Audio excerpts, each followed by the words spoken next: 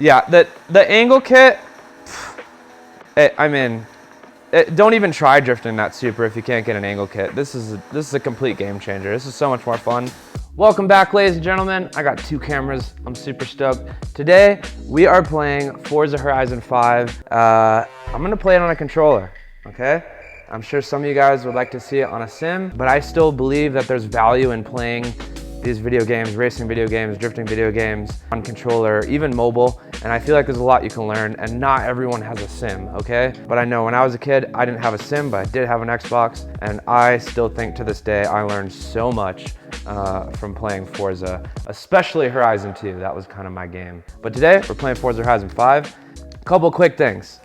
I have a couple cars. This is one of the only cars I have though. I have this Toyota Supra. This is one of the first cars you can pick, I believe, for free. And I wanted to see if I could make a drift car out of it. I'm gonna do a little bit of drifting and then talk about kind of why it's really not a drift car. So I took the stock Supra, I saved up just a little bit of money, and I tried to see kind of what I could do with it. I couldn't find angle kits anywhere. I don't know why Forza, you don't have freaking angle kits for just every car. It's not that hard. Just get an angle kit and then increase the angle. Yes, science! Because right now, you know, it's not that great. So I couldn't find anywhere to put an angle kit. I did add a little bit more power. A lot of times in Forza, I've found that you can definitely make lower horsepower cars drift well, but it's a lot easier to get like a mid horsepower car. High horsepower is like another game. So I mean, so far it's not bad. But it just doesn't have that much angle. So I have to really kind of be careful with how much angle I'm running going around. And you'll see I'm using like a lot of handbrake and stuff. It's just not set up all that well. And I set it up like I would a normal car. Gearing, I put at 3.5. I'm probably gonna kind of run it in 4 gears. And so I put that top wheel speed, I think that's around like 125, something like that, for the top of 4th gear. Alignment, 5 degrees of camber. That's maybe almost excessive, but it's fine. Around that 4.5, 5 degrees. Toe out in the front, toe in the rear. I could still play with that and adjust things. Ride height, just slam it. Braking force, I put to 80%. I do this in every game if I have the option. Differential, again, 100% locked. Acceleration and deceleration, same thing. Any game I ever play, lock diff. So that's kind of where we're at with this car. And it's just, I don't know. I don't have enough angle. I feel like, honestly, it's really close. Like, even besides the drift tires, I feel like it's actually not too bad, just besides not enough angle. Okay, so slightly disappointed, right? No angle kit, and I'm lazy, and I don't really want to sit for hours just to get to drifting. So what do? I buy myself the treasure map, and then start getting a bunch of XP and get some wheel spins, and I made myself 300 grand and got a new car. So I'm gonna go get that car, and then I'm gonna meet you guys at the toge, because there's a sick toge, and we're gonna get some shredding in. Much later. All right, guys, we have made it to the bottom of the toge with my new car. Gaijin decided to join us. Say hello, buddy. I got a $300,000 wheel spin, and that was exactly enough money to buy Matt Field's S14, but I searched Haugen on the liveries, and someone made the R34 livery, and so now it's a Haugen Racing S14. And of course, got the 3-spoke wheels, too sick. So this car, Thank you, Jesus! does indeed have an angle kit. Look at that. That's gonna make a massive difference just alone. But let's see what this thing will do. Just a little power over entry. I have like literally only probably 3 hours in this game, and it was all just finding XP things to get wheel spins, so I really haven't drifted much in this game. So this is truly like a fresh take. Yeah, the angle kit, don't even try drifting that Supra if you can't get an angle kit. This is a complete game changer. This is so much more fun. I mean, I have control over my steering. Like I have control drifting, right? We get a little wall scrape. Oh, we're just destroying the wall.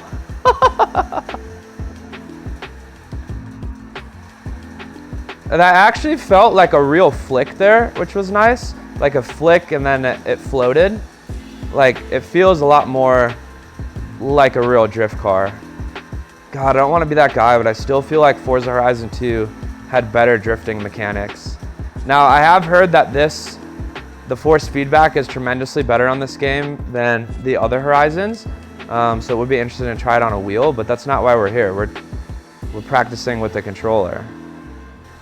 If you're stuck with the controller, I don't even want to say that. If you have a controller, that's what you got, like, you can still learn a lot and have a lot of fun. This car is definitely a lot better. It's just, I'm trying to figure out what it is. I don't feel like the cars, I don't know if it's this view. I don't like this view, like, at all in these video games, because I just can't see enough for drifting.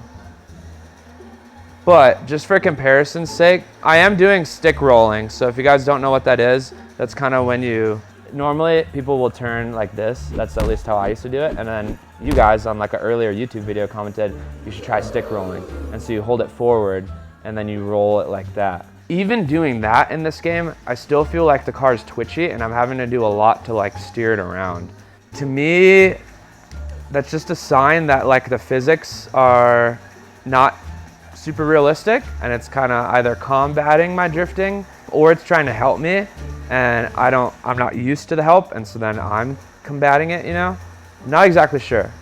To me, it's just like a sign of like slightly odd physics. All right, so I think we made it to the top, although this kind of looks like a dirt road, this is not gonna be the best thing for drifting. Yeah, I don't know what's going on up here. Let's go back down the hill.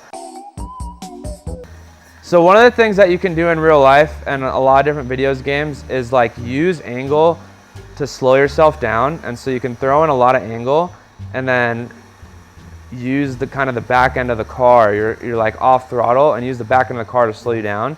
And I'm kind of seeing like how that works. Nice shot.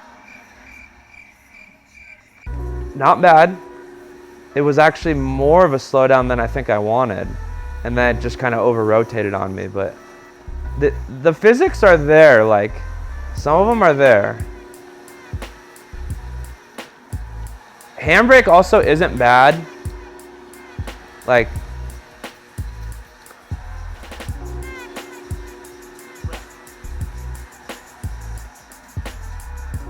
whew. You know what? Honestly, I'm pretty stoked on that. This game is super, super fun. I guess main things are, I'm gonna say, as far as controller drifting goes, I'm gonna be honest, I still think CarX Drift Racing is superior on the Xbox. It's a drift-focused game, right? This game, not as much. It's just like having fun ripping around. Actually, really a lot of off-roading, like supercars. Should you practice drifting on this game? I think if you have it and that's all you have, absolutely. I think it's super, super fun. The graphics on this are next level. The car detail is like ridiculous, like 11 out of 10. I loved the intro and like dropping cars out of the freaking plane, all that stuff. As far as drifting practice goes, 7.5 out of 10. I think it could be better as far as controller goes. And I don't know what they did in Forza Horizon 2, but I felt like that was just better drifting physics. But this one's pretty good and it's super fun. If you guys enjoyed this video though, hit that subscribe button, leave us a like. I believe we just hit 100K at the time of posting this video. So thank you guys so much. Stay tuned on kind of what we're doing to celebrate 100K. Check out our merch, haugenracing.com, and we'll see you guys in a couple days. Peace.